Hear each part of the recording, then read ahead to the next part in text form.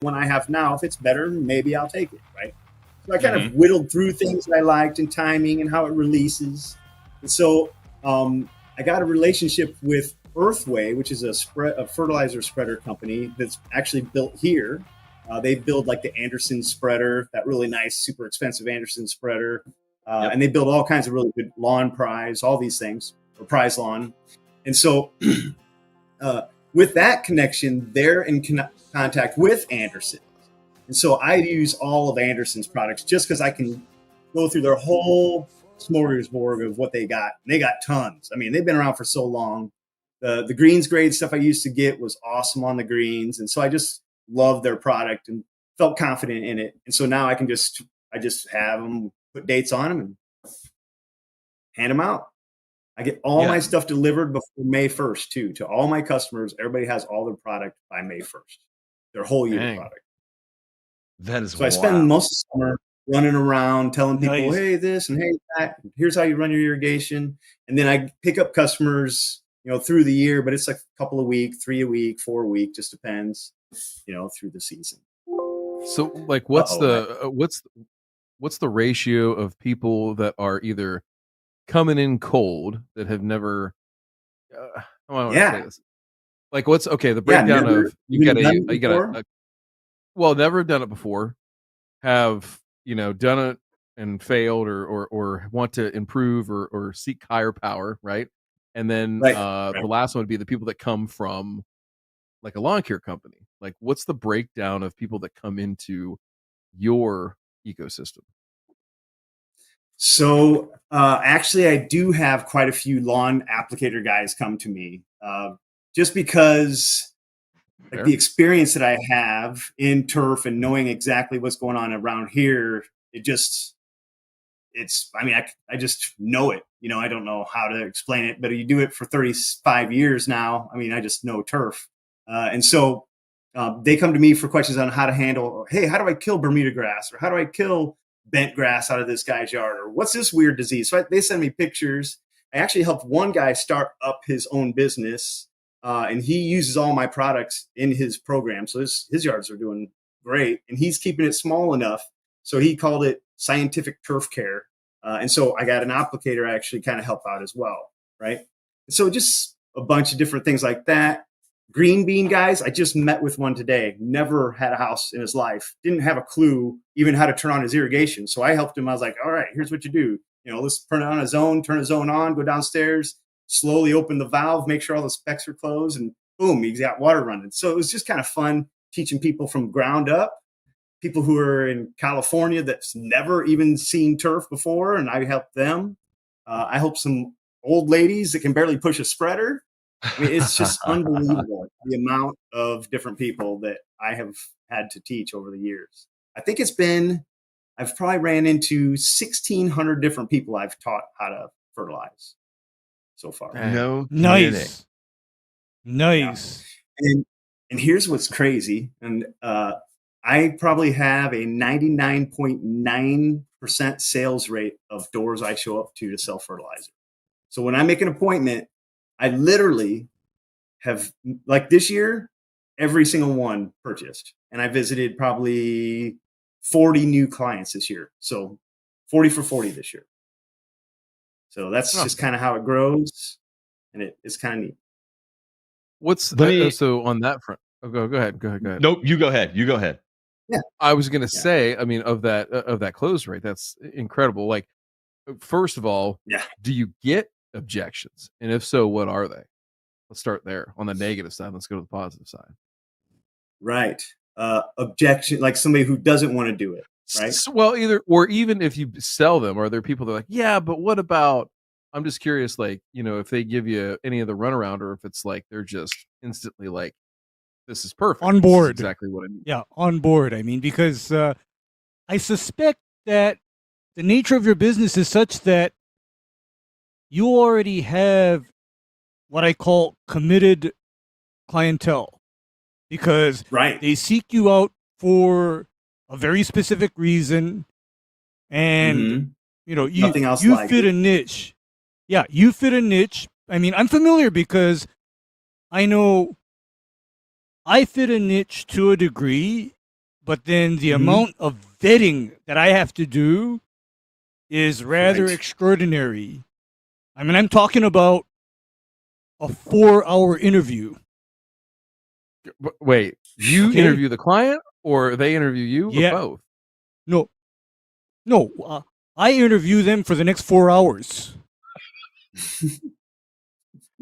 I'm not joking. Believe And it. the reason There's why, been and the there's reason been why, marriage proposals that have lasted less time, but go ahead. Mine went really no, fast. the reason why is so then that way I find out if I should even proceed any further. That's fair. Yeah. Okay? Yeah. So I want to find out because you see, I don't want to get started and then come to find out, oh no, this is not a good fit. Mm-hmm. Well, so Okay, and I that's mean, I You can. oh, go ahead, Ray. I was gonna because say you can tell that he's picky too, because he's Right. getting really picky at his clients he wants now. He's like, no way, I've dealt with too many of those. See ya, you know, and that's great. yeah, That's no, a great I spot think to be in. I think Seth, I got kind of picky. No, I got picky after my first couple of years in business. Mm. I literally got picky at that time. This is not new. It's just that I care even less now knowing that retirement's coming up for me. That's a good spot to be in. So I didn't mean to say the objections in like a negative way or anything like that. I'm just curious of if there is pushback. So if there's not, then a person calls you and you go out and talk to them and everything like that. Generally, what's that conversation like? I mean, are they excited about this? They don't. It sounds like they don't need to be sold on anything. It's just more about kind of explaining the process. Is that fair to say? I think he got his headset. Oh, Yeah, And I think he's just getting plugged plugged in. in Sorry, right I was- now. Yeah. We're getting plugged in. Hell yeah. Yeah. Yeah. Well, we kind of We're skipped gonna- the we're intro, gonna so take this up Matt, a if you notch. want to. Yeah. Brief Oh, preview. yeah. Sorry. We took it live because we were having a great conversation on the front end, and they said we were going to come on at 9:15. So we'll just to hell with it. We'll go ahead and bring it on. Happy Wednesday, everybody. My name is Matt. Sometimes I go by the Grass Factor. Of course, Ryan and Ray are here. We got J Pink behind the scenes, smashing buttons and cranking lines of energy drinks. He's We just need beer to bonging energy drinks behind the camera. over there. dehydrate the energy drink. Can you powderize the Yeah, dehydrated? 100%. Yeah, That's- In Yes fact, and I'll no. get do us- that in Louisville. I'll get us all several grams of it, and we'll just see what happens. Once we get rid of the carbon dioxide, it'll be no problem. In fact, we can just go ahead and put it in a IV bag and just start a real rapid fire drip. Empty a liter in about 10 minutes, and boy, we'll be on one. Oh, I was gonna say when we get to do that, bring it to Louisville, and we'll all wear our our Sure, is that a striped, colostomy bag? overalls. Nope. Striped overalls, and we'll just say, hey, welcome to the rail yard. We'll be your conductor.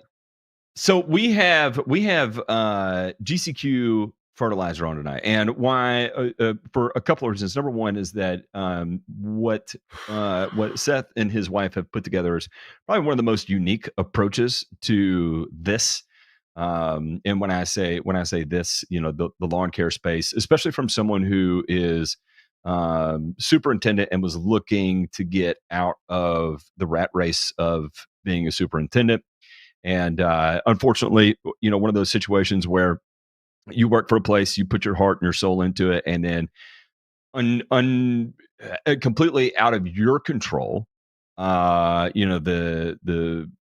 the golf course you work for, the bank came and got it. And then you wake up the day after Christmas and you no longer have a job, and you have a house, and you have a wife, and you have a child, a small child, and you don't know what you're going to do anymore. And so what he did was easily one of the most creative approaches to spinning up something in on this sector of the industry, and we thought it was actually really cool. So I wanted to bring him on, get to know him a little bit, and show some love for the creativity and thinking outside the box. And you just some people think that okay, if I get into this, and is there a life after golf, or even for some lawn care guys, right? They like a lawn care guy. I just talked to a guy the other day, and he was like, you know what? I've had fun in lawn care, but now I want to do sports turf. Or golf. And so you never know. It's like you start in one, it's not your fit. You can always try another. And a lot of times you'll see like superintendents that move into like fertilizer sales. I mean, it kind of goes all over the place. But to have a uniquely hybrid type approach to business, where a quasi applicator, quasi distributor, but really education forward, I think is really cool. And actually, I'm stealing the thunder here. This was DeMay's idea, and I was doing a little due diligence before we came on, and he actually worked at Colonial Country Club in Memphis. And as soon as I saw that, I was like, oh my god, this guy, he survived. And that's one of the things we were talking about in the pre-show there, because not many people that get into Memphis get out of Memphis alive. Yeah, alive. He and I are two of the lucky ones, and so to have this conversation on the outside of the jail cell was pretty interesting. DeMay, I'll go ahead and ask you. What was it that you got to see that when you were immediately like, let's get this guy on as a guest? Yeah, I mean, it was like the first couple of minutes of, I can't remember exactly which video I watched, but it came up in my feed, and of course, most everybody knows that my algorithm is absolutely jacked to the high heavens because of Jono's turf and depravity from a turf perspective that I'm forced to watch. But then this comes, and I never know what to expect. I always go in curious. Like, I don't go in judgmental of, hey, this person looks a certain way, they've got this product, whatever. I try to just go in curious and watch, and whatever happens. So I started watching this guy. I was like, okay, first of all, he sounds like he knows what he's talking about. Okay, so that's one box to check. All right, let's see. And then the way he talked about, it was something to do with fertilizer app. The way he talked about how to judge your rate, some other things, I was like, okay, this guy's done this before, and not like in a way that he's reading from a textbook or Matt's favorite sfgate.com article. And You've been studying GeoCities, haven't you, buddy? Hey, check out my Angel Fire site. House, Matt. House, Matt. You know that website, House? Yeah, that one. I mean, that one is rather infuriating for me too. I mean, oh Lord. So this wasn't just like a crib sheet lifted off of something. This was somebody who has been in the shit, who has been like, okay, I can do this or I can do that, and understands that, hey, there's positive and negative to doing it this way. There's positives and negatives to do it this way, whatever. So I really enjoyed that thoughtful approach, and I felt like, hey, there's probably something more to learn here. So I went through some of his other videos, learned about his background, saw that he was past golf course superintendent, had been through some stuff, in terms of career arc and his education, everything like that. So it was just like, man, I want to learn more about this guy and just talk turf with him. There's some people, and for anybody that's in the business, so to speak, makes it sound like you're in prison, but we are. But anybody who's in the business will know, Locally. like, if you, yes, sort of, all lifers, every single one of us, there is no parole. But just when you sit down to somebody at a networking event, a trade show, a conference, and that camaraderie piece of just like being able to sit down and talk turf. And I even think that without knowing it, Jay Pink actually advertised this to Seth of like, he was like, so what do I get myself into here? And Jay Pink was like, imagine that you guys just kind of like all walked into a bar and you just start talking turf and it goes from there. Like, and I kind of thought, well, that's sort of the impetus of this show, has always been just open and thoughtful conversation about how to manage turf in a variety of ways. So now I didn't know and hadn't done a ton of research into the business model. I just watched the videos and picked up some things here, skipping around, everything like that. Haven't had a ton of time to dive into it. So the whole like Let's Go store on wheels thing, like seeing that truck is, man, that is nostalgic as hell. And I love that. Like, Jay Pink, can we throw up a picture of his truck? We have to, because like I'll send you one. Okay, I was gonna say, I don't know which video it's in. It's on the Facebook page. It's his Yeah, banner. I got you. on our I'm Facebook coming page. at you rapid fire, JP. Get ready. So for those of you that didn't know, I'll preface this and kind of set the stage here. Is that, back in the day, Site One used to be Lesco, and Lesco, not only did they have a few stores and distribution centers, but they would have this big semi that would roll up, and it had fertilizer in it. It had chemicals in it. It had flag sticks. It had golf cups. It had basically anything you needed. So, and when that thing would roll into your golf course, it was like being a kid and Toys R Us came to your house. So to see this and to see it going out and, not only delivering products, right, but delivering the knowledge of how to use them, is just, it's mind blowing in a very positive way. So, I was excited. Oh, look at that. I was excited before the show. Now I am jacked to have this conversation. So and I think about how many guys that are in the rat race in through the course of the year. How many people come to us and they're like, "I'm in a career that I hate, and I want to move into lawn care." Move the screen down. But they don't know where or how. What they want to make their way into the industry, right? And so they start weighing their different options, and they're like, maybe I pick up a few yards on the weekend. Maybe I can do this. Maybe I can do that. I don't know. No, you kind of beat around the bush. So anyway, what I like about this is that, it's like, okay, I want into the space. I don't want to drag hose all day, every day, 300 days a year, 400 days a year. How many days are in a year? 365, 362 days a year. I don't want to answer 600 phone calls every month. I don't want to dial out 600 phone calls every month. I don't want to have to, every time I send out an invoice, I don't want to have to answer the phone 443 times because for whatever next question I'm going to get about billing errors or whatever else, and it's like, what is a different way I can do it? Well, I can do a store on wheels, and I can share what I've learned, what I've acquired over the years. And then I'll call it a degree of separation or a boundary of sorts that's kind of built into the business model, right? And so you get to do the fun part and less of the negative part, right? So you get to play detective and all the other fun things, but when it's 110 degrees outside and you've got to treat 27 yards on the day, and you're like, well, that gives me approximately 9.2 minutes on every property, including drive time, and you're like, man, this is going to be a brutal day. All of a sudden, it's a way around that, and I love it. I absolutely love it. I think it's brilliant. That is one of the ones too that I would be like, if someone asked me like, "Hey, do you think I should try this?" I'd be like, "Nope, I have no idea how that's going to work. I can't even visualize it." And then here he's like, "Oh yeah, I've helped 1,500 people." And I'm like, "Oh." Well, and I think though that I was wrong. With anything, when you know the subject matter, it's easy. And I don't want to put words in Seth's mouth. Like, let him get on here and talk. He's getting some AV issues all settled and worked out and everything like that. So he's here. He'll be here. No, I think he's ready. But is he ready? Bring him on. Yeah. Roll him in here. Yeah.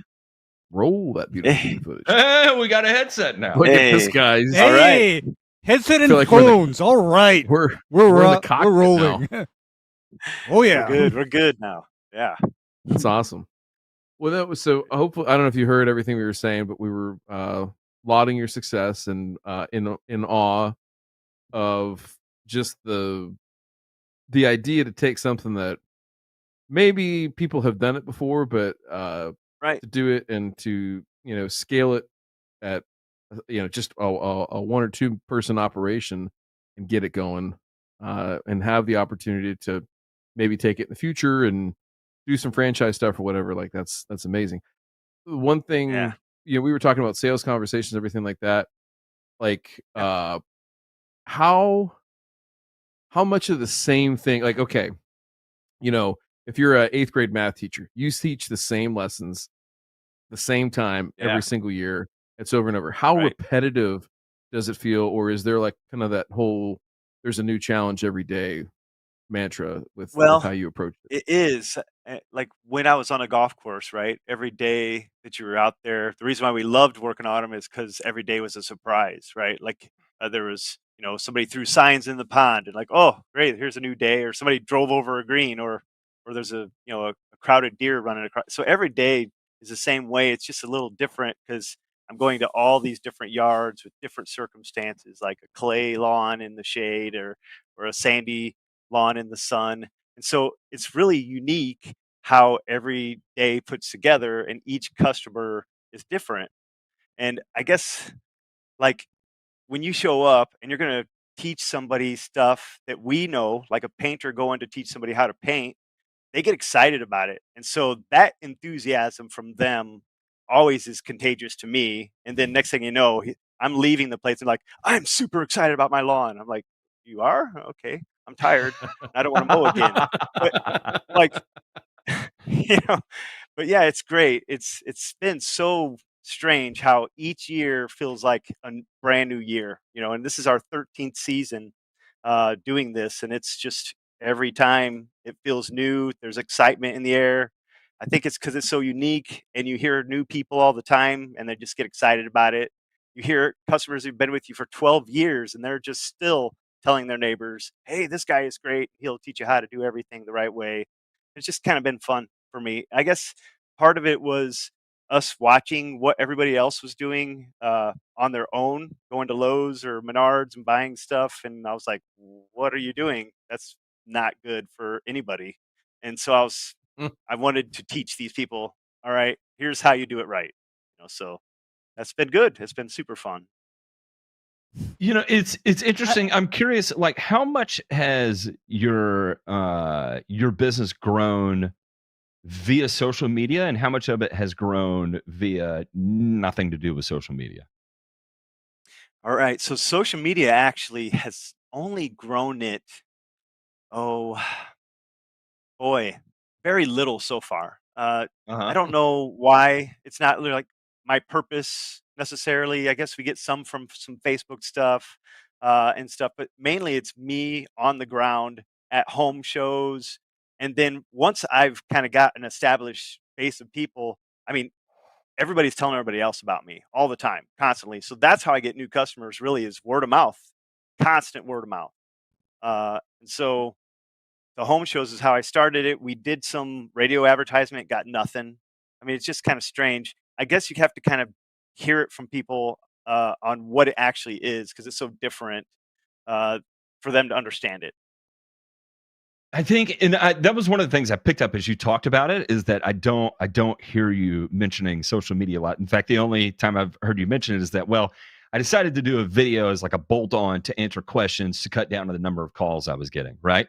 And using it Right. more as like a communication tool rather than Yes. a like an outreach, bring you into my marketing funnel type approach. And you don't Right. see a lot of that, right? Most people, when they're getting into social media, they're using social media to leverage selling their service, their product, or whatever it is. But more so for you, it's a tool of communication, and Yeah. that in and Education. of itself is kind of a dying.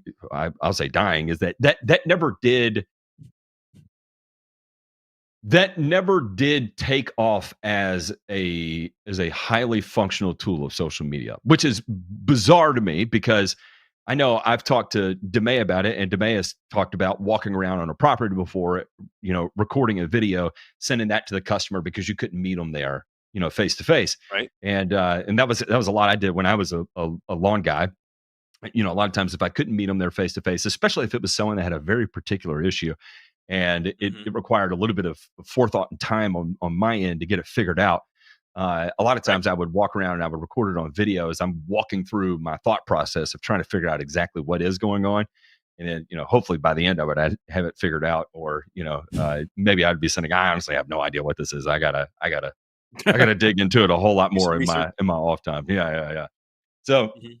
but anyway, I think that's interesting in and of itself. I love the home show approach, and I'll explain why. Is that I feel like why home shows are so often overlooked is that when you're a loan applicator, right? you're selling a service. And when you're a service company, it's easy to be placed into the category by the customer as hired help. And so we you're get treated that way. that line between what the boundary is between what you're actually hired to help with and what you're not hired to help with gets blurred a lot of times. And sometimes you can't help it because it is Meemaw, and she needs something that she can't reach, and you can't say no to her, right? And but then you go, and then there's a whole list of things, or occasionally from time to time you come across someone who's not exactly all put together, and it turns out like, man, I will never ever go back to that house ever again, no matter what. I know I've joked about some interesting situations I've had with customers over the year. And then sometimes you get a peep into people's lives that you're just like, wow, I do not like this. I remember this lady used to answer the door every time at 10 o'clock. I had to be there at 10 o'clock in the morning, and had a margarita in her hand and was always like, come on in and have more. I'm like, absolutely not. I am not going to step foot in your house, and I'm not drinking a margarita with you. Never, not once, not today, not tomorrow, ever. No. So, Nope. it gets blurred so much. But when you're at a home show, you're not necessarily selling a service. You're selling a product, right? And you've got a truck that has products in it. And so that line between selling a service, being hired help, and being a product supplier, you kind of fall into that other category. It's like, so I support my product that I sell you. So it's I sell a product, and then it's a support service. I'm not a service provider. I'm not hired help. And I think that's, for me, thinking about it, that makes it so much more tolerable and easy to stomach. Because I'll give you an example. My inferiority complex kicks in sometimes when I used to be called like the lawn boy, and I'd be no doubt 30 years old, and I've got 2 kids, and been married a long time, and I get called the lawn boy, and I'm a 6'4" guy, right? And some lady comes out and yells at her husband, "Honey, the lawn boy's here. Do you have any questions?" And I'm like, "What did you call me? Why did you call me that? I'm not the lawn boy." And it would just get my crawl, right? And for no reason. It's just my own, psychological brokenness, but I would just get it in my head. And so anyway, I could see it would be very difficult in your situation to ever be called the lawn boy, right? Because we get close now. I get called. Well, I guess these are better terms, right? But I get called the lawn guru. Yes, the turf master or some yes stuff. The grass guy. Yes. Yes. Yes. So that's wonderful because you see, I remember having some interesting experiences where I've literally, the words passing my mouth were in this fashion. I am here to provide a product. And that product is high quality turf grass. This is not to be conflated with someone being the janitor. If you need a janitor, you need to hire one. You understand? Yeah. And in my area, it gets so frequently conflated. And that's why I guess for me, I am fed up. I'm so fed up.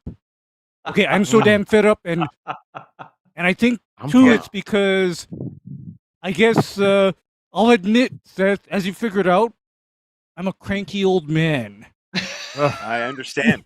Okay, let me tell you a fun story on a golf course. So kind of coming down these lines here. So I was at a golf course in Mishawaka, Indiana, and the owners of the golf course had me come up and brush the snow off her car for her so she could go to the store. I'm like, okay. And then she's like, and then could you also take and shovel a path so my dog can go out and go potty and stuff, and like clear out an area in the grass. He likes to go potty in the grass. I'm like, this Purdue stuff I paid for is really paying off here. I'm your janitor and your dog caretaker. And what's interesting yet, even more interesting than that, is she is a sitting senator of Indiana. interesting. Oh no. Yeah. Okay, because here's the thing. I got Seth, really is that, interesting stories I can't probably talk about. Yeah. okay? Yeah, we should. Yeah. You know, for me, I am literally celebrity repellent. I am celebrity repellent, Seth. Understand that. And do you know why I'm celebrity repellent? Because you're angry? It's because I'm cranky, Matt. That's why. It happens. Homie, don't play that, okay? Homie, don't play that. I mean, I don't care who somebody is. I mean, that's Same. just what I am. I mean, because let's put it this way. Matt says he's 6'4". Guess how tall I am? Rabid. Only 5'6". 5'6". All right.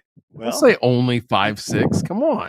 I That's was gonna say, average. like, probably half the audience is 5'6". So You play power forward on the Mexican national basketball team. Come on. That's right. Not wrong, Matt. Not wrong, Ryan. You are right about that. I mean, but Where's the Aldo? whole point is, Aldo's tall. all those taller than me, all is, those towers over me. I mean, it's like me standing He's like next to him. It's Shaq. like, oh, gee, yeah, geez, he's like my brother from another mother. But then, in any case, though, the whole point is that drawing that line between providing an end product versus being somebody's indentured servant. I mean, I think that is something that is like very key. I mean, it's important because otherwise, you know, there will be interesting situations where somebody will be greeting you at the door wearing nothing but their lingerie and holding a margarita glass in their hand. Oh God, God no! Ding, ding, ding, ding, ding, ding, ding. I gotta go. Bye. Hi, Miss Yeah, Rachel. Thank you for joining us. I gotta ask, how did you get your wife roped into this? Oh my Yeah. gosh. Well, it was born out of necessity. That's kind of how it always goes in our life, I guess. You know, we're just kind of forced into it. When I came home and I told her that the golf course closed and I didn't have a job, she lost it. And I said, I got a game plan. I swear it's going to work. And everybody else in our whole family is like, no, you're crazy. That's crazy. There's all kinds of jobs you can get. I'm like, well, you know what? I don't want to go back to a golf course like again. Yeah. And I was young enough still where I was like, if I don't try it now, why? When am I going to try it? So that's we did. We just jumped in, and thank goodness she's smarter than me, because otherwise we wouldn't have. She named the business. I mean, she's done everything. I just talk turf. That's all I do. She does everything. Yeah. So it's incredible. It's been amazing. Oh, it's teamwork. I mean, it's teamwork. That's real teamwork. That is a real, you know, partnership in all of the best ways, because, like, you know, Matt and Ryan are always trying to hook me up with what I call the fried green tomato lady. Yeah. Right? Of course. But everybody's got to have one. You have but, you know, what would actually make it complete is somebody that understood and was totally on board with what I do and what I'm about. I mean, that would make it totally complete, because I don't want the lady to be sad because it's 5:30 and I'm still working, for example. That would not work. I mean, and that's kind of, by the way, why I'm not married and I don't have children. It's it's always tough to balance, because you know, it's always, I don't know. I'm gonna speak for you somewhat, and then please feel free to step in where necessary, Seth. When the burden of responsibility for, you know, familial preservation and taking care of it at all cost, right? Of Right. It's if I stay a little longer, I can earn a little more good graces. I have a little more opportunity for growth. I have a little more opportunity for income. I have a little more opportunity for security. And you kind of play out all these different paths in the roadway simultaneously of ways it can go, right? And so all of it's done with best intentions in mind, but at the same time, sometimes it's just you get the phone call and you're like, look, you have worked 80 hours for the last 3 weeks. Just come home. Just come home. Yeah. You're like, oh, you're right. I didn't realize. Or it's like you've worked 80 hours for the last 3 years. Can you come home now? Right. And then you're like, oh, yeah, that probably shouldn't have done that. And so, it's a tough thing, and you get into it, and you get into your routine, and it's like, oh my God, what am I doing with myself, right? And and then you had kids to the mix, right? And then it's even more of like, I call it kind of like flight or fight is the way I feel like it is, right? That I'm like in this constant panic mode of I don't know. I wake up in the morning, my anxiety shoots to 200, and I kind of ride that lightning until I get home, and it's like, all right, finally, I'm home. I can remember calm those down days. now. Yeah. So, it's Ray. I was saying a lot to say. You could just, you learn to balance with it. It's not. I think it's two people having to learn each other. It's not so much you're gonna make it happen out of the gate or whatever. It takes time. It's, you work on a relationship. You don't waltz into it.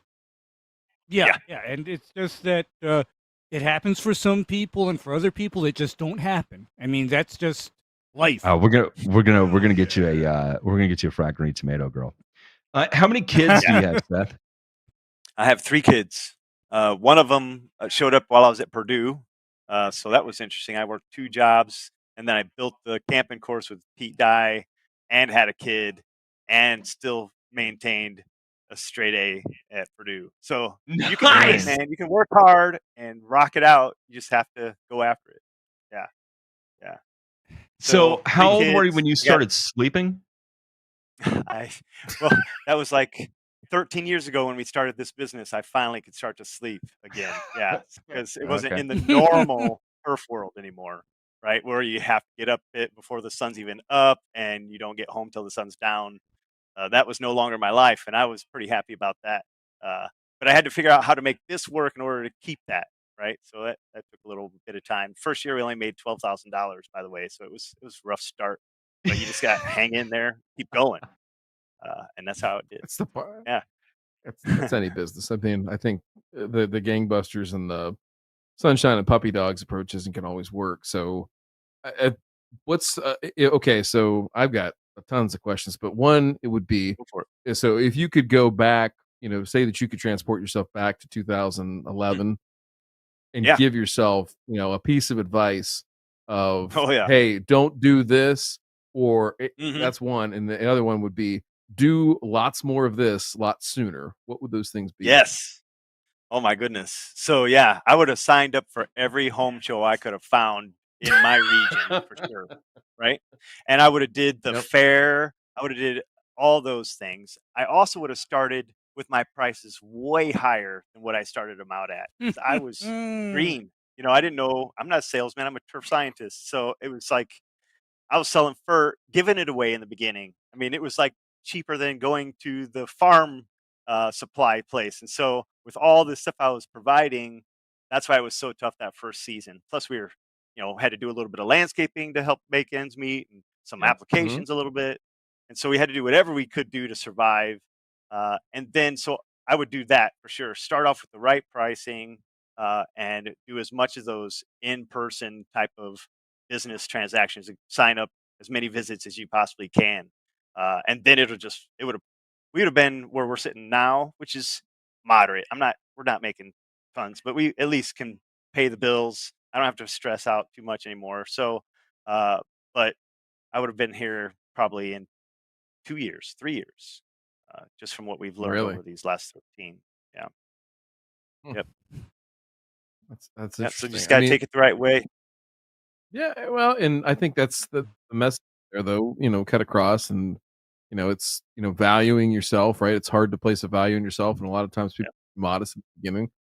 I mean, where you and I are in that same business. It's one of the things that I think drew me to you too, is that, I'm consulting too, but kind of a different side of turf, on the sports turf side or whatever.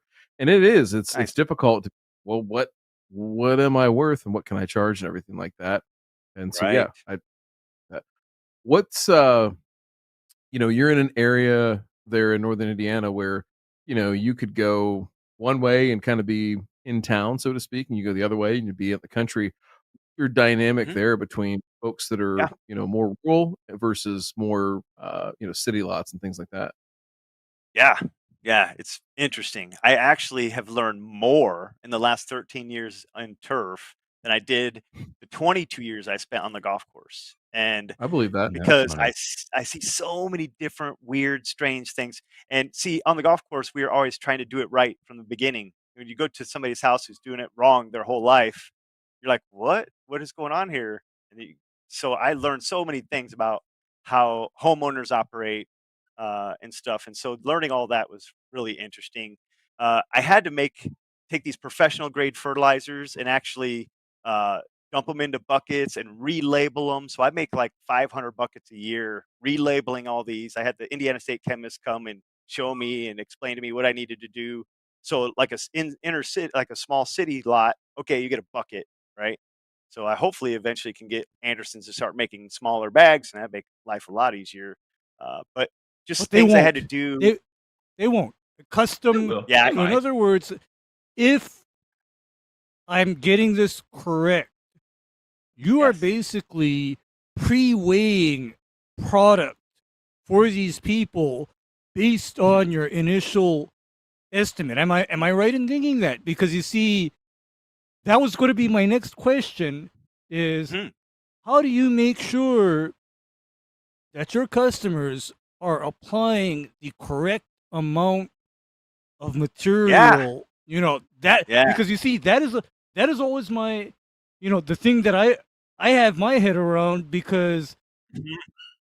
people, you know, the average homeowner, they have little concept of application of a material to a given area. I mean, it gets really fun really fast, regarding that, right? So that was Right. my next question, and you Great. answered it in that you weigh it out and you give it to them and you say, "Here, this is for your lawn. What's in this container is the exact amount that you need, no more, no less." I mean, that just cuts out Oh yeah. all of the trouble because you see, you know, us on our Discord, we have a section on the Discord called Clown World Lawn Care, and one of the favorite subjects on that channel is people who have over applied product. Kid you Oh not. yeah. Okay, Seth? Kid you not. Mhm. Somebody has put down too much of something and it's not going to be good. Right. Oh yeah. Oh, it's interesting. I've had all kinds of interesting scenarios through the time that I've been in business. We had one lady call me up, and we use urea for our Oh, winterizer, boy. right? Mhm. I love urea as far as a winterizer, as long as the timing's right. It just on cool season grasses, great results in the spring. So, Mhm. anyways, so um, she calls me up and it's like July, and she's like, "Hey, my husband accidentally put down the November bag." I'm like, what? Oh, Urea?" And I was like, "Turn that water on right now and don't let it stop running." And it's so she saved it. They saved it, but man, they watered like crazy for like the next Oh 2, 3 gosh. weeks. They mowed every 2 days. It was chaos, but they survived it. Oh There was only a Lord. couple of dead little spots, but oh my goodness. That was the first and only time that's ever happened. You'll deal with weird situations. So what I actually do too to help ensure that they make the correct application, I spend over an hour or about an hour with them training them how to spread fertilizer. Like I'm in the yard showing them how to spread it, explaining every detail, how fast to walk, telling them how they'd have to adjust it because every person walks differently, and so you might have to have a little bit bigger, a little bit smaller, uh, opening once you've done your first step and you kind of get a concept of where you're at. And so I really hone in on how to get that thing down right. So it's pretty neat. I, I love that model because, Yeah. the whole adage of like, train the trainer, so to speak. I think, we put all the things that Ray's talking about, we put these materials right in people's hands with easy access. And, it's no wonder that they get misused or don't get used correctly and everything like that. And, we're quick to judge and make fun of, and I'll be honest, we do, but Right. I think it's because the resources are there for people to learn, and never until the last 24 hours did I realize that, hey, there's not only university resources, extension resources, industry resources, but now here is a business that is built around, listen, if you want to do this, I will teach you how to do this. And Yeah. so I'm also curious too. So you mentioned like you have a client that, or probably more than one, that have been with you for the entire time.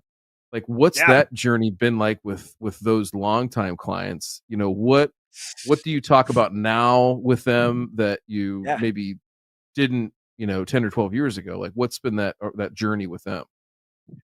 Right. So actually, I remember my very first client that I showed up to 2011, right after we did our first home show, and she's still with us today. That's and awesome. she even has what are those called? A bocce ball court with bent grass in her backyard. And I'm like, oh my damn. goodness, this is gonna be a Yikes. nightmare, Yikes. nightmare Oh, boy. client, right?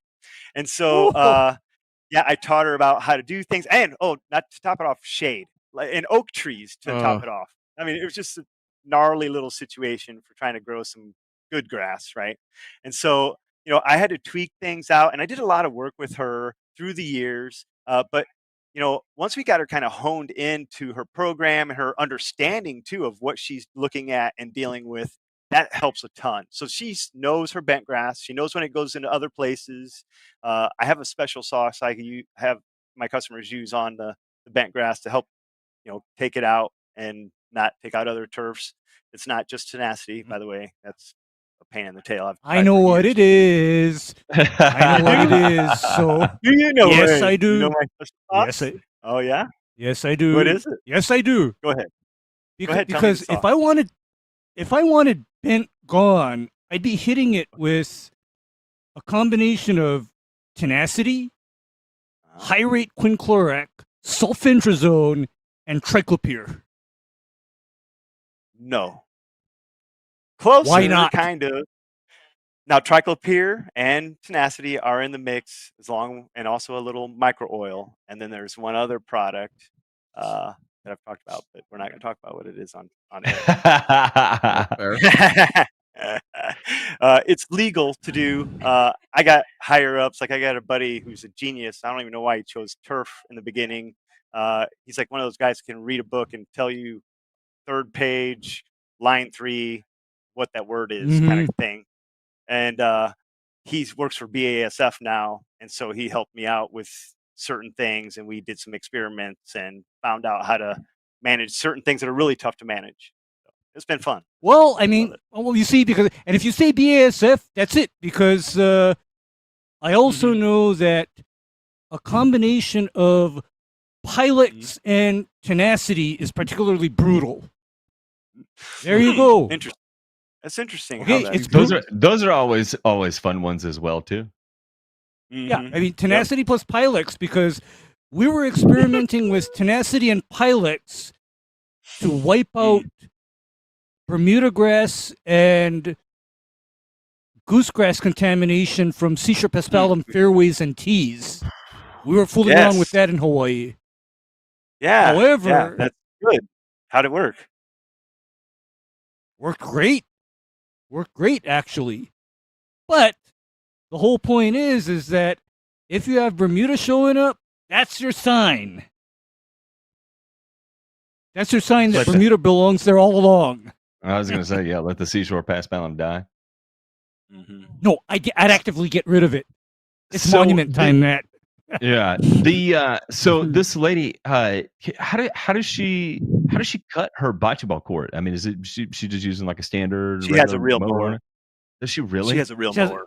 Yeah. She has a green floor. I had a guy who completely killed his whole yard and redid it with an HGT hybrid bluegrass, you know, Yeah. and he mows it at a 1/2 inch with his reel mower, and you know, constantly back and forth, and it looks amazing. But I'm like, you know, you're gonna get Poa annua all the time, constantly gonna deal with it. So he's constantly dealing with like trying to keep the Poa out, but you know, it is what it is. I I love mean, it. Yeah.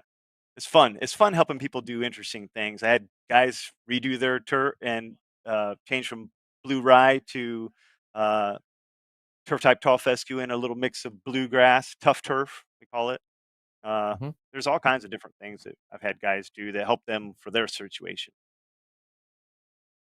How about, renovations and, new lawn Yep. establishment? How often do you get called in to help with those Fun. types of situations? All the time now, all the time. So that's some of our favorite work actually when it comes into the fall to help somebody establish a new lawn, because we can start them with the right turf at the right time and make sure it's a solid uh, lawn from the beginning. That way they don't have to deal with issues and trying to fix it later. So I'd say we help install, and this is homeowners doing it themselves. And some of them are like 3-acre lawns, so it's not like small jobs. Uh, Something I would definitely hire in. But Ah, I would say we install 10 yards a year, like that, maybe okay, 10 to okay. 15. Yeah, And depends on how the do year. you like? So, what's that process look like in terms of, the initial Yeah. consult, the actual execution, the follow up? How does that go? Is it Oh yeah, client specific, or is it just sort of, hey, this is the it is. program? No, it's client specific. So we'll show up once ground has been gotten final grade done or irrigation's been in. So we communicate with them through that process. And then I'll Mhm, show up and measure out the lawn to find out how much seed they need for this. I'll talk to them mhm, about how to seed it, like with a Brilliant seeder in a tractor that they rent or something, or a slit seeder in a certain situation, or just spreading it, you know, manually. Sometimes it works depending on the size, and then I'll just guide them through. And so I'll tell them when to put it down, when to put down the starter fertilizer rates. I'll help them with their irrigation. I'll actually help them set it up even and say, hey, run it this long for this many weeks, and then you're going to start backing it off. And I'll walk it through until their lawn's fully established. And then typically they're clients. So I speak to my clients if necessary, if they need it, you know, sometimes weekly in some cases. It seems like it'd yeah. be maddening, but it's not as maddening as you think. Thank goodness. No, I don't. Trust me. Yeah, I get it personally. I mean, I'm driving 400 miles tomorrow to go look at a grow in that we're doing. So, I mean, it's, Nice. you do what you got to do. So, Yeah. Yep. so when you get these folks into the program and everything like that, what do you think, well, let me back up and ask this is, um, the advice that you see given or some of the bad habits that people have, what would you say some of the worst habits are that people that you wish were broken before they came to you, but you understand and you've dealt with it long enough now that, hey, I'm going to Oh get yeah. you going in the right direction. But if you had Yeah. you could wave your magic wand, what would be some of those habits to break ahead of time? Oh, watering for sure. Daily watering. Guys who Mhm. just water, water, water, morning and night. You know, what I mean, just Oh constant. gosh. So we actually came up with this idea through COVID. Uh, we start sending out because you know we had to do it differently during COVID, and so we send it out lawn questionnaires to new clients now. And so it will actually have a questionnaire they got to go through and answer. How often do you mow? How often do you sharpen your blades? You know, do you have an irrigation system? How long do you run each zone? And what kind of soils you have? What approximate size of lawn do you have? I mean, it's just an awesome little questionnaire that goes all the way through because I've learned too much of trying to backtrack and figure out what they were doing wrong before, right? I'd be like, Yep. oh, they water every day for 20 minutes. No wonder their lawn's not doing well, you know? So I'd have to do all these detective work. By the way, where is it? My detective shirt. Yeah. So, and I love being a turf detective. It's like one of my favorite Yeah. things to do is discover what happened wrong with a turf. And so, um, Man. and so, yeah, so I just started setting it up, and now we just know exactly what they're doing from the get go. And then I approach them, and if I see that they're doing it wrong, I fix it day one. I'll say, here, you got to change this, that, and the other, and I explain exactly why and how they have to change it. Oh, that makes The sense. So then, Nice. oh, go ahead. Go ahead. No, you go ahead, Ryan, you go ahead. He's What like are we doing? a father You with keep calling everybody the wrong names. He's a father with multiple raised- children. You're yelling the wrong name every time. I know. Noah. Start That's my start waving your right arm in the background like you're trying to hit me in the back seat, please. I need that in my life. So you get you can break them, and I 100% agree. That's an awesome take. I think more people should hear about it. Seriously, like if you're watching this video, go watch Brian's or go watch Seth's. Excuse, I don't know. I said Brian. See, you're making me do it now, man. Go watch. Thanks for coming on today, Charles. Yeah, we're just gonna call everybody Keith. Everybody on here is Keith from now on, and I don't care what your name is. Right on. So go watch the most recent video, because in that video you're talking about how you're watering the lawn for the 4th time, and some of the messaging in there about like, hey, it's okay to see some wilt. It's okay to push it a little further than what you think it is, because you're not going to hurt it, right? It's a poverty plant. Yeah. It's super adaptable, right? Right. Right, Seth. How many times? Right. Because what were we talking about on the pre-show? What were we talking about? Watering. The havoc caused by just overwatering. And here's the thing about something that was, something that I internalized is my former employer pounded into my head the importance of irrigation and proper management of that irrigation, because he basically sat me down and he told me, Ray, I know you are a wizard with the herbicides and the fertilizers. However, if you have control over the irrigation and the water, you can make a lawn and a landscape do anything. That's what he told me. Okay, I mean that's something that I internalized over the years, and that's why it's funny you should mention that, because I know when I step onto a customer's property, they're astonished at me because the first thing that I'm hammering them about is their irrigation system. I mean, I'm drilling down into their irrigation system, and they've never been questioned, and it gets to the point where they say, but my irrigation installer told me this, and I'm like, your irrigation installer's a moron. Don't listen to him. That's what brings up another great question I was going to ask too, is how much do you have to fight back against, we'll call them alternative or outside sources of information, right? I read this article in the newspaper. I heard on the radio. My friend told me. I saw this YouTube video. Yeah. The irrigation guy told me. Video. Yeah. Is the YouTube video the most popular right now? That's the most popular. They're like, hey, I seen on a YouTube video that you can level your lawn off and with top dressing sand, and I'm like, well, okay. I don't think I'd try to do that. You can, sure.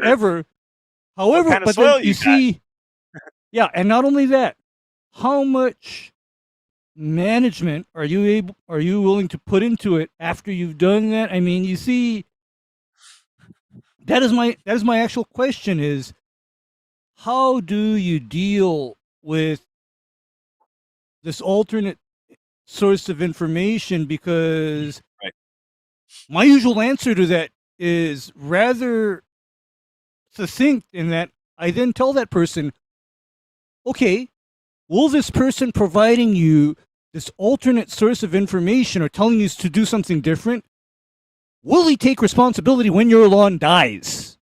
Will he take that responsibility? If not, he needs to shut up. Right.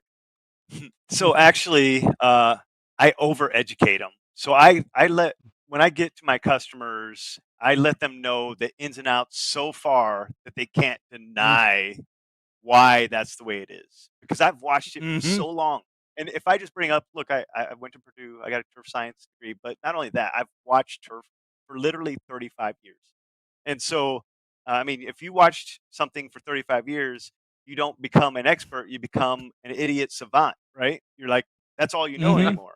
So it's kind of where I'm at. I'm like, so either, if I'm telling you the wrong information, I'm a horrible business owner because I want you to have the nicest Well, lawn. I want you to call me the least. So whatever I yeah. tell you probably should take to the bank. And it's Well, one of those things it's too, like there's degrees of personal investment. And a lot of times, like when you're there and you're the educator, you're having to make that real-time calculation of what kind of personal investment they're willing to put into this. And when you're talking about Right. bringing in 3, 4, 5 tandems of sand to level it, and you're Right. looking at them and you know that they can only check their mailbox 3 times a week, you're like, are you sure you're really worried about the quarter of an inch divot, between here and the Right. driveway? It's like, I Mhm. don't think you understand what you're signing up for like that. Yeah, you saw it on YouTube. It looked easy on Right. YouTube. But how It do they looked great. load every load of sand that went out, right? Are you gonna Right. drag the gorilla cart over here? Are you gonna Right. hook up your drag mat How you gonna behind spread something it? and drag it? Yeah. How you gonna Are spread you Yeah. it? going to be Where's the pushing level that off? broom? Are you Yeah. going to be pushing Oh, that broom? Are you going to be yes. dragging that 2x4 across the entire lawn to make sure that it's all one plane? I mean, are you going to be doing that all? And that Yeah. is where I gotta. But for me, it's pretty easy in that I know I make it rather simple for people. I tell people very easy. Make sure I have a way to get into the property. Make sure your water and electric stay on. I deal with the rest because, as I've told you, even something as innocent as supplemental or extra water because they think some spots are looking dry can turn into an entire different situation. Yeah. Just because of that extra water, because it's kind of interesting in that that's one of my other question to you is how exactly do you go about ensuring that the people on your program are irrigating or watering sufficiently to support the needs of your program? Because I know I have my policy on that in that I essentially do not touch lawns without irrigation.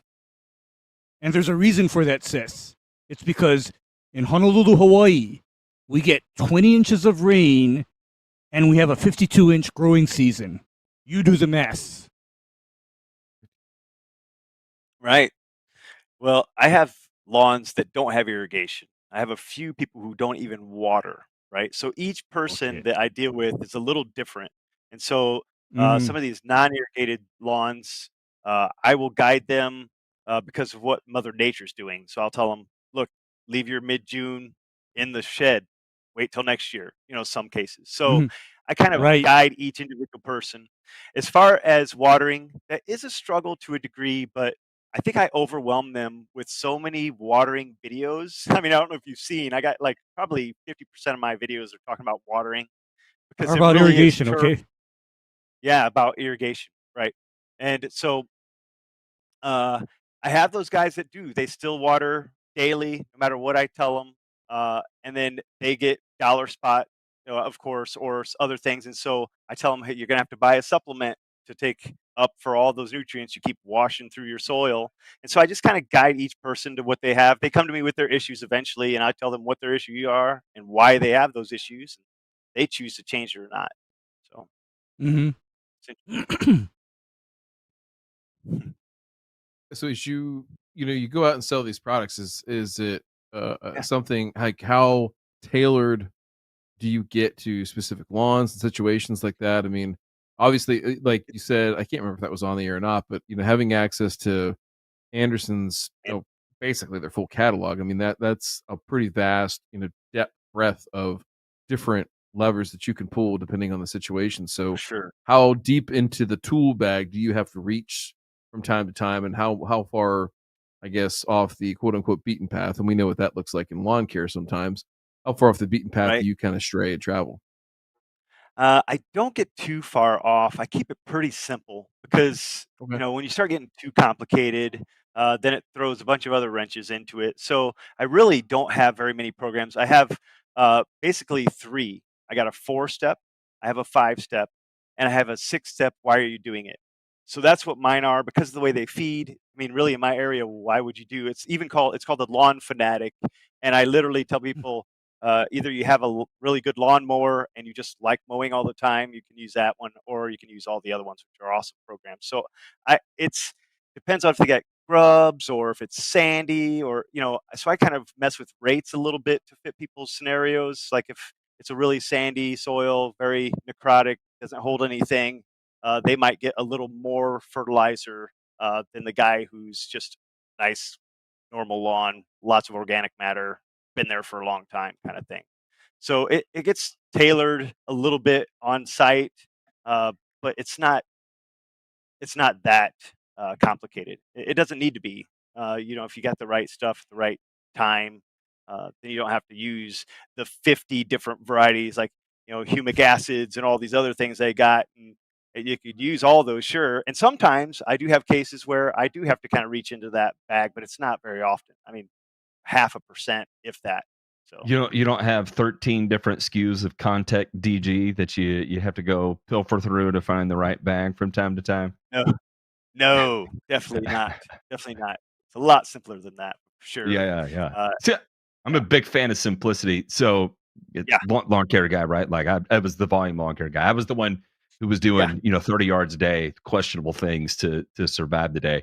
And I firmly believe that so many of the decisions that are made in residential lawn care are done so with a lot of overthought, overthinking, overcomplicating. And sometimes it's due to inability to make a decision, right? And you leave a ton of options in front of customers. Well, they don't have 35 years experience, and so they start connecting dots that don't exist and getting off into their head and the tangents. And then you told them one thing, and then they're Google searching it, and then they're YouTubing it. And then they come across all kinds of bizarre things. They're like, well, I know you told me this and you're going to be mad at me, but I ordered this off Amazon. I ordered that from Home Depot. And then I got this. And I went ahead and I did it all. Do you think I messed up? Yeah. And it's like, well, I've had that happen before a couple times. Yeah. Okay. Oh. But it doesn't happen real often because they tend to trust me to give them right advice. Once they see, like for one, they've heard from either their mom or their dad or their brother or sister or neighbor, and they talked so highly of me that they're like, well, I'm not even going to ask any questions beyond, try to sway this guy in any direction. I'm going to listen to every word he says. So that's been kind of nice. I don't know if that's going to happen in everybody's situation, but they tend to really trust what I need to say. Matter of fact, if I start giving them options, a lot of times they just tell me, nope, just tell me what you would do. I'm like, okay. So I've come to the realization I just do what I would do, and then they typically just love to roll right along with it. I think that's a way to do it for sure. I wish I had that ability. I don't have that ability, and so I admire that because I'm the crazy person that can talk myself into 10 different things in one conversation as well too. And then it's two people who are just like lost out into the world in the clouds, and that's not a good situation.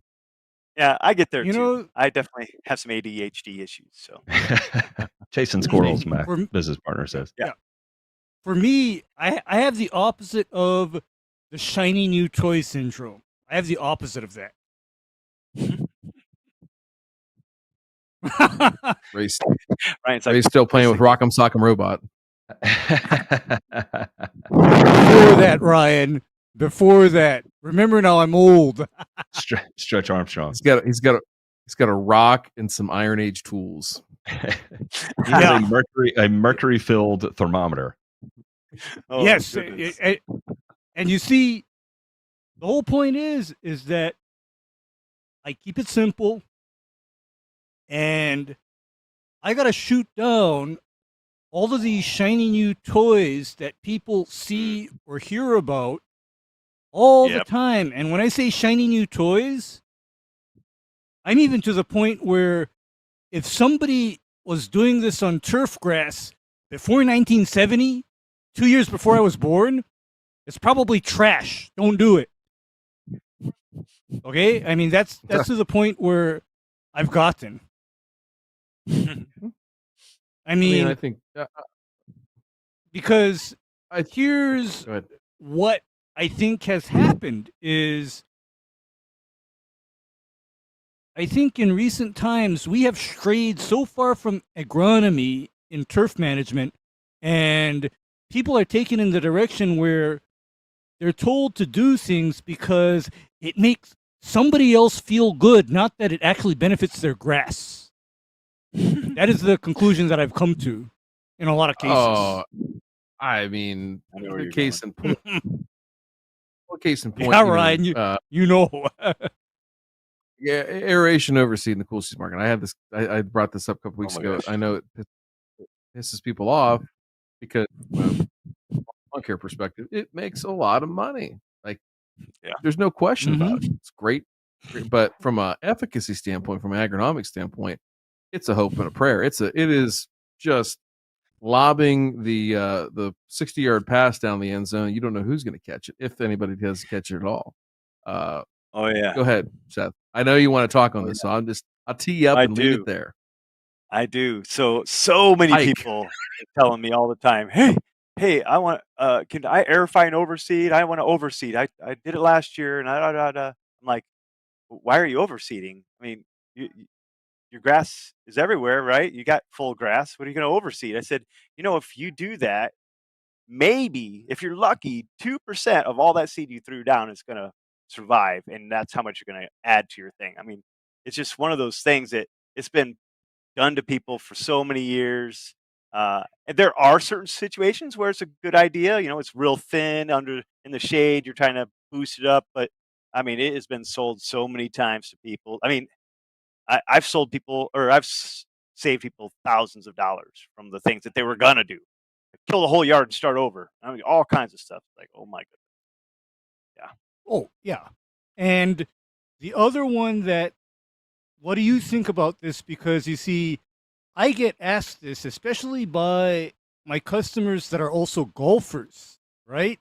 Mm-hmm. They ask me, for example, Seth, Ray, why aren't you aerating the lawn twice a year like how they do on the golf course?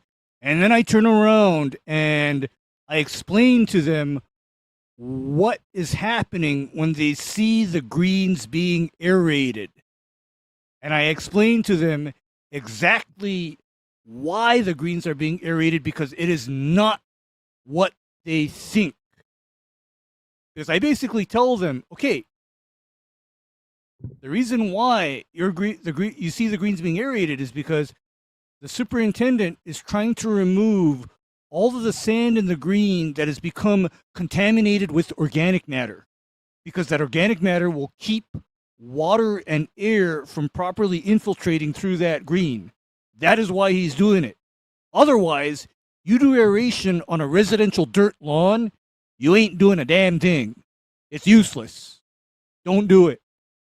It's a waste of time, waste of money, and I've never seen aeration do any good on a warm season turf growing on dirt. Never.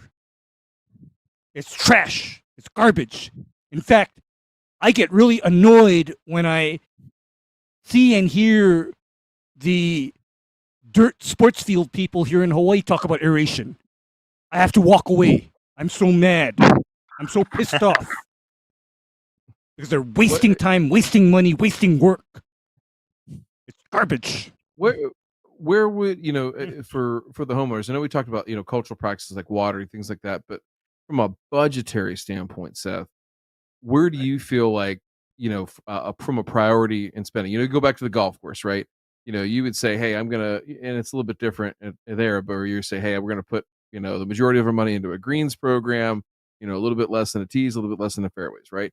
Obviously, you don't have three different services on a lawn, but from a resource standpoint and material standpoint and just budgetary side, like where would you place the most emphasis, knowing what you know now and seeing all the different situations you've seen? How would you counsel people and say, hey, this is the number one thing, we can't skimp on this next thing, if we got to take a little bit of a back seat because of your budget, like we'll do it, but it's number two, and then work on down from there? How would you prioritize those things? So I always talk about getting the turf healthy first, right? And then in our region here, we get a lot of grubs. I mean, especially if we have a wet season like we've had this year here in northern Indiana with the lake. We get lots of water come through this area, so we get lots of grub outbreaks.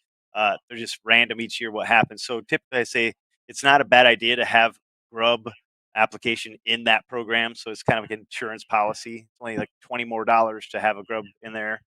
That's where I start. Then we go from weeds from there. General weeds is the next step. It's typically, just broadleaf weeds. You got clovers or whatever it may be. I'll help them know what they need to use. We have like a little cheat sheet we put on the bottles that tells them how much needs to be in there, how to mix it exactly, what days to spray it, sunny day, all that fun stuff all the way through it. So it kind of walks through the I like proper it.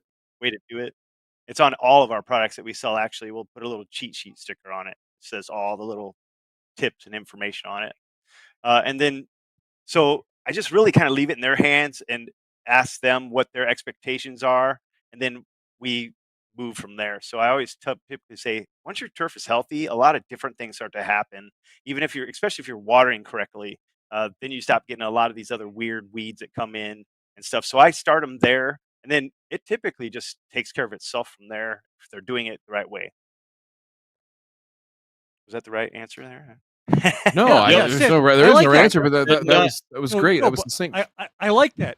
I like that because you see, this ties back to something where I often get asked this, and Seth, I got to ask, do you get asked this, or have you come across this statement where, okay, is my lawn going to become addicted to these applications? And then, my answer to that is a succinct no, because if you are doing things correctly, the objective is, and in fact I tell people, is if I'm doing my job right,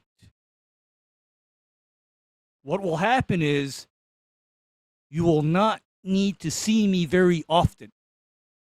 And I will not need to do very much if I'm doing what I'm supposed to do.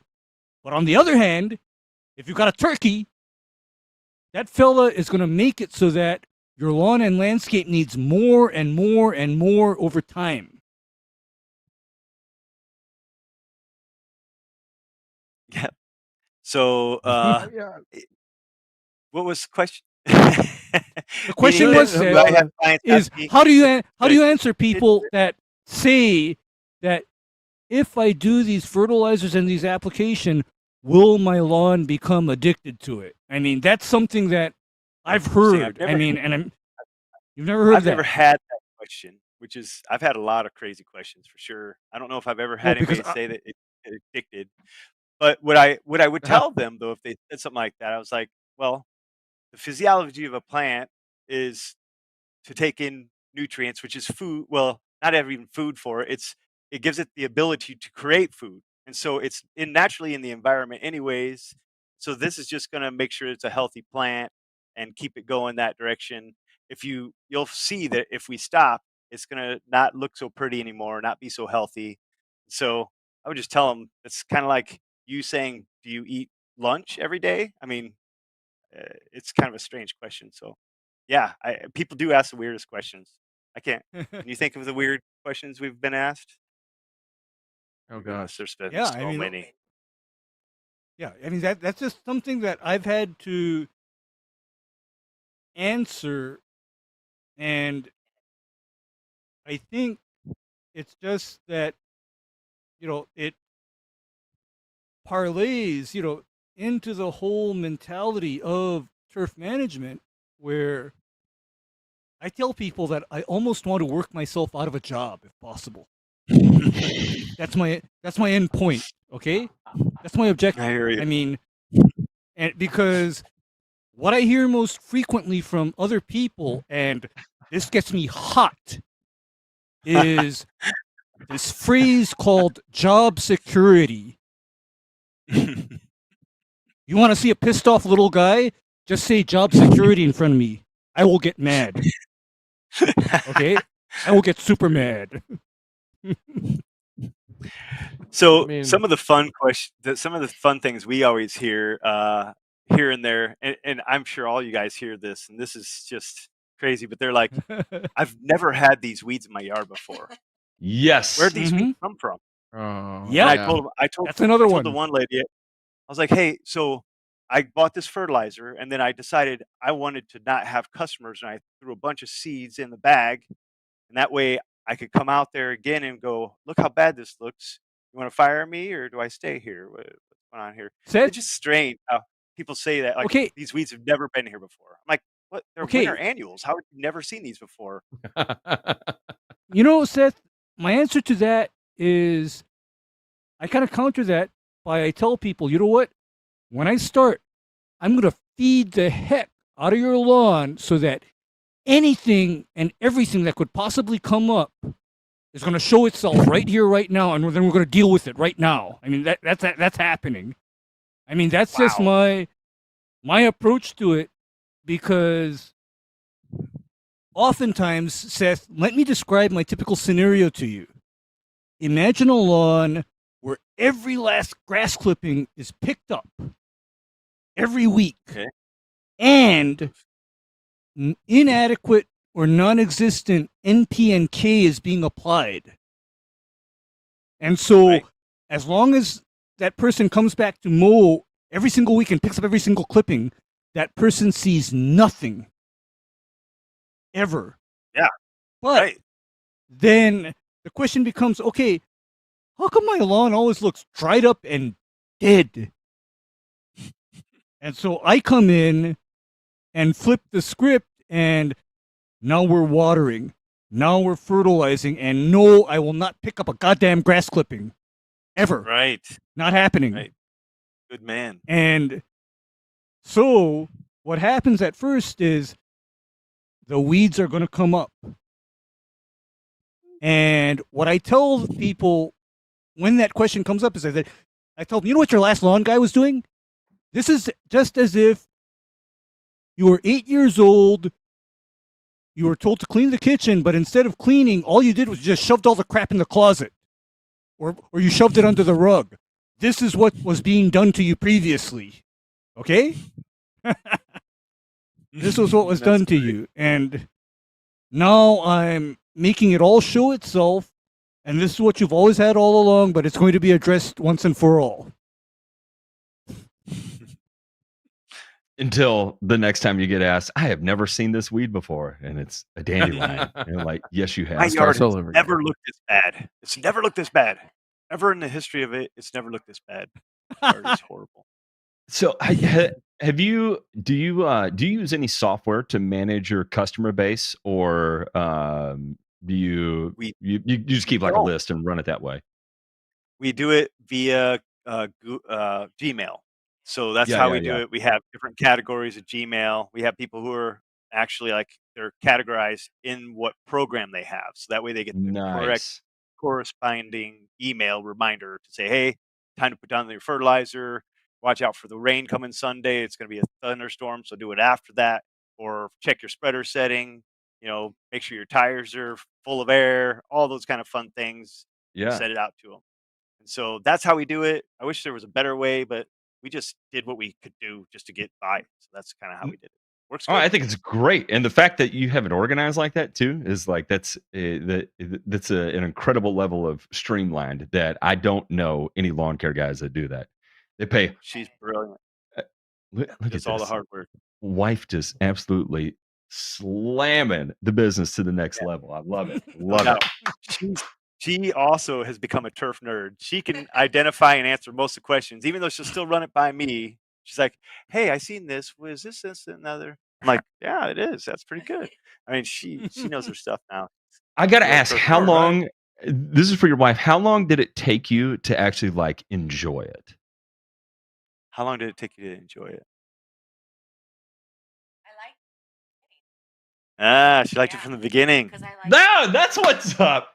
Oh, Yeah. that's what's different. That's what's different. Oh my goodness, that's what's different. I mean, Let me Even though ask this too.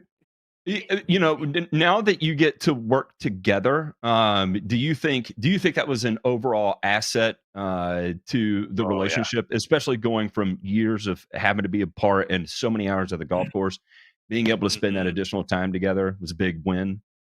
Oh man, huge, huge. So the first 5 or 6 years of our marriage, I was at the golf course 80 hours a week during the summer. There was no fishing, camping, nothing, watching greens, watching irrigation systems, you know, uh, that's if you wanted to keep a job. So, and I did, and I want to have the best golf course. So that's why I put the time in. But then all of a sudden I'm home all the time. It was weird in the beginning, Yeah, but yeah. I mean, it just made us, we're like the bestest of friends. I mean, it's just, we're buddies. We just hang out all the time. Everybody always asks, how do you work together? I'm like, what, don't you love your wife? I mean, what the heck are you talking about? Yeah. How do you work with her? I love Yeah, her, man. Yeah. My best That's friend. why, that's why we're married. Marry. Yeah, That's right. exactly. So, No, I think yeah, I it's think been that's awesome, and that it's one to the a testament to the strength of your relationship, and two, I saw your daughter in some videos and stuff, and it looked like she was having a good time, being a good sport about it, and I love seeing your family actually involved. I don't think Yeah. there's enough of that, right? And so much of what gets projected on social media in general, I find rather abhorrent, and so to see a family working together, living the American dream, and doing the best they absolutely can with the skills they have is it's refreshing. And it's almost embarrassing to say that it's unique, but it is. It's actually unique to see that, and there needs to be more of that. And I'm glad that y'all get to be an example of that for at least everybody on this side of the industry. And oftentimes we do get our heads so far up on our own rear end that we sacrifice a lot of things that actually are important to us, right? And so the fact that y'all get to be not just an example of a unique business, but also the type of family that people can look up to and say, you know what, I need more of that in my life too. So good on y'all for that. All right, we're going to wrap this up. Thank you so much for coming on. I want everybody right now, go check it out. GCQ Fertilizer, golf course quality fertilizer. Did I get that right? GCQ Fertilizer. That's right. And the website is going to be, I'm sorry, you can contact them at gcqfertilizer@gmail.com. They're also on Facebook, facebook.com, GCQ Fertilizer as well, too. And they got nice little updates that are on there, too. And I mean, it's fun. It's actually ran incredibly well. And I can't get enough of watching y'all do this. And I hope many years to come, it goes on and you're able to take the franchise concept and absolutely run with it. And hopefully for people that are watching right now, too, like if that interests you and that is something that you want to get into, now here's an opportunity to do it. And again, like I said, I think enough people see Snap-on tools, trucks driving around, and they don't know exactly what it is. Imagine being able to operate that, but have a truck where everyone knows exactly what it is and why you're there. Yeah. No one is going to see that coming down the road and wonder, I wonder what they do. Everyone would know immediately. Yeah. It so took a while to figure that out. Thank you. Well, you got to figure it out, because that is a billboard right there, and there ain't no questions as far as what's going on. What's going on? Yeah, that is awesome. Yeah, thank y'all so much. I hope nothing but the absolute best in the future. Please come back on anytime that you want. Shoot the breeze with us. Tell us crazy stories about what happened out in the field, whatever the case may be. Yeah. We'll commiserate with you, and we'll share positive times with you too. I promise. So thank you so much. Great. We appreciate it. Thank you so much. Appreciate it. Thanks, guys. Yeah. Everybody else at home, y'all have a good one. We're gonna dip out of here. Y'all take it easy. Goodbye.